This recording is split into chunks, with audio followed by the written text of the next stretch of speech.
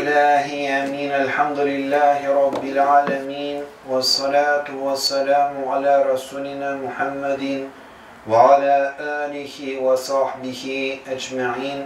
Allahümme ec'alil Kur'ane lena fid dünya qarinen ve fil kabri munisan ve fil kıyameti şefi'an ve ala sıratı nuran ve fil cennati rafiqan ومن النار سترا وحجابا وإلى الخيرات كلها إماما ودليلا.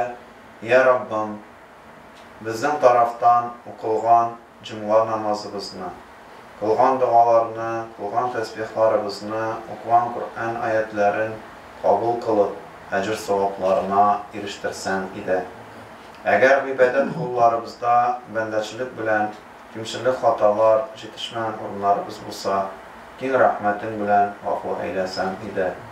Ya Rabbim, hazırki minutta okulan Kur'an'dan bulan ecir sevapların, siyikli Peygamberimiz Muhammed aleyhisselam, Adam aleyhisselam, Allah arasında kilip gitken barlık Peygamber, enbiyelerin ruhlarına eriştirsen ide.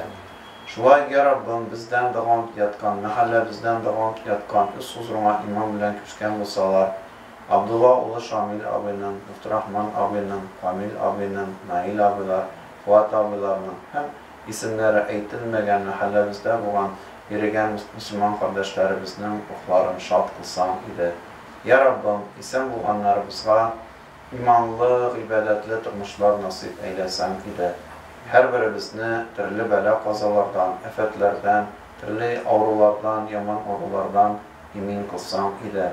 Ya Rabbim, aldığımızda hicri bilen 1442 yıl başlanırgatıra bu yılını da bizge hayırlı yıllar kılsan ide.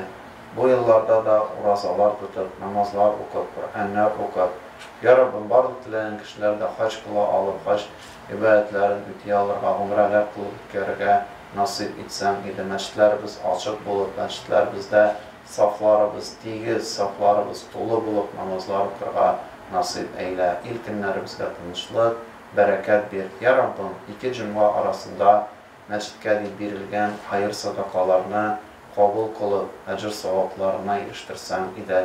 Sadaka vericilerinin üzerine bereket verip, mallarına bereket verip, Allah'tan dağın yatkanlarının ruhlarını şad kılsan ide. Bir rahmetike erhamir rahimin. Allah Teala kabul etsin. Tamam, cuma günümüz mübarek olsun.